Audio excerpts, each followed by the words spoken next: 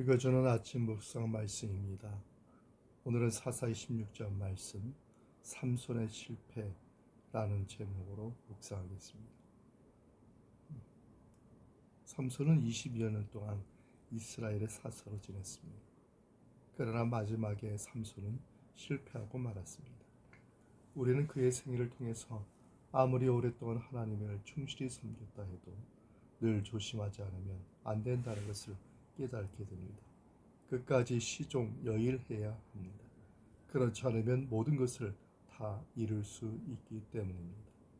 오늘 본문을 통해서 삼손의 실패의 원인이 무엇인지 살펴보도록 하겠습니다. 첫째로 삼손은 자기 힘을 자랑했다고 말하고 있습니다. 1절에서 3절까지의 말씀입니다. 삼손은 가사 지방에 가서 거기서 한 기생의 집에 들어갔습니다. 이 사실을 안 가사 사람들은 삼손을 죽이려고 성문에 매복하고 밤새도록 지켰습니다. 그러나 삼손은 밤중까지 누웠다가 일어나서 성문짝들과 두 설주와 빗장을 빼어서 그것들을 어깨에 메고 헤브론 앞산 꼭대기로 올라갔습니다. 삼손은 엄청난 역사였습니다. 그것은 하나님께서 주신 은사입니다. 그런데도 삼손이 이런 행동을 하게 된 것을 보면 이것은 분명히 자기의 힘을 과시하고 자랑하고 싶어 했기 때문입니다. 이 가사에서 헤브론까지의 거리가 대략 61km 정도의 거리니 얼마나 대단한 힘의 과시라고 하지 않을 수 없겠습니까? 우리도 때때로 하나님께서 주신 은사를 우리 자신의 목적을 위해 사용할 수 있음을 기억하기 바랍니다. 자랑하기보다 자신을 겸손히 낮추고 하나님을 높이는 신앙이 되기를 바랍니다. 둘째는 4절부터 22절까지의 말씀으로서 삼손은 시대를 바로 보지 못했습니다. 삼손은 여전히 이방 여인을 사랑했습니다. 그래야 이번에는 소래 골짜기에 드릴라에게 사랑에 빠졌습니다. 이처럼 무분별하게 이방 여인을 사랑한 것이 그의 삶의 치명적인 약점이 되었습니다. 이 사실을 안 블레셋 사람들은 드릴라를 통하여 삼손의 힘의 비밀을 알고자 하였습니다. 그래서 드릴라에게 은 1,100을 줄 테니 삼손의 힘의 근원이 무엇인지 알아내라고 했습니다. 처음에는 드릴라의 끈질긴 질문에도 불구하고 그의 힘의 비밀을 올바르게 알리지 않았습니다.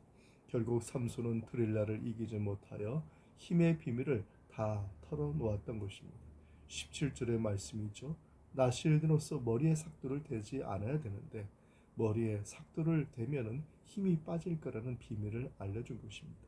삼손은 여인들과의 육체적인 사랑 때문에 완전히 영적인 눈이 멀었습니다. 또한 그는 자기 자신을 과신한 나머지 사태를 바로 보지 못했습니다. 오늘 우리는 이 시대의 현실을 바라보고 있습니까? 혹시 재물이나 이성의 눈이 멀어 있지는 않습니까?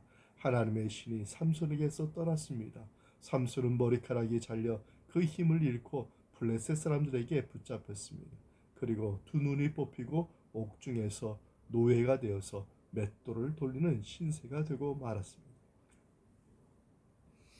셋째로 23절에서 31절의 말씀을 보면 이제 삼손은 뒤늦게나마 회개하고 하나님께 돌아오는 것을 볼 수 있습니다. 옥중에 갇힌 삼손의 머리카락은 계속 자라고 있었습니다. 블레셋 사람들은 삼손을 사로잡은 것을 크게 기뻐하고 자기들의 신 다곤을 찬송하며 큰 제사를 지내게 되었습니다. 그리고 마음에 즐거울 때 삼손을 끌어내어서 삼손에게 제주를 부리게 하였습니다. 이런 수치 가운데 삼손은 두 기둥 사이에 서서 그때 모인 자가 3,000명이나 되는데 이때 삼손은 자기의 자신의 죄를 고백하며 마지막으로 하나님의 은혜를 구했습니다. 23절의 말씀입니다. 그것은 깊은 곳에서부터 우러나오는 하나님을 향한 호소였고 부르짖음이었습니다. 그 결과 어떻게 되었습니까? 하나님께서 삼손에게 힘을 주셨습니다. 하나님께서 삼손의 기도를 들으신 것을 보면 하나님께서 삼손을 버리지 않으셨음을 알 수 있습니다. 하나님께서는 삼손이 자신의 죄를 고백하고 돌아오기를 계속 기다리며 지켜보셨습니다. 그리고 그가 돌아오자 새로운 힘을 주셔서 이전보다 더 큰 일을 성취하게 하셨습니다. 히브리서 11장 32절과 34절을 보면 하나님께서는 삼손을 믿음의 조상의 명단에 올려주셨음을 볼 수 있습니다. 그렇습니다. 하나님께서는 우리가 약점이 많음에도 불구하고 우리를 단념하거나 완전히 떠나시지 않습니다. 우리는 하나님과 멀리 떨어져 있지는 않습니까? 그렇다면 속히 돌아가십시오. 하나님께서는 기꺼이 받아주실 준비가 되어 있습니다. 이사야 1장 18절에 이르기를 여호와께서 말씀하시되 오라 우리가 서로 변론하자. 너희 죄가 지운 것일지라도 눈같이 희어질 것이요 진홍같이 붉을지라도 양털같이 되리라 약속하여 주셨습니다. 자신의 죄를 자복지 않고 머뭇거리면 점점 더 심각한 상황에 빠지게 되고 부르짖을 용기와 믿음조차 사라지게 됩니다. 주위에 있는 사람, 이러한 사람들이 있으면 격려하여서 믿음으로 돌봐줘야 되며 우리 자신들도 죄에 빠지지 않도록 오히려 죄에 빠질수록 하나님을 더 가까이 하고 하나님께 부르짖어 회개하여 자복하여서 그래서 하나님이 주시는 귀한 은혜와 복을 받는 우리의 매일의 삶이 되기를 주님의 이름으로 축원드립니다. 아멘. 이 말씀의 은총이 우리 모두에게 함께하기 바랍니다. 아멘.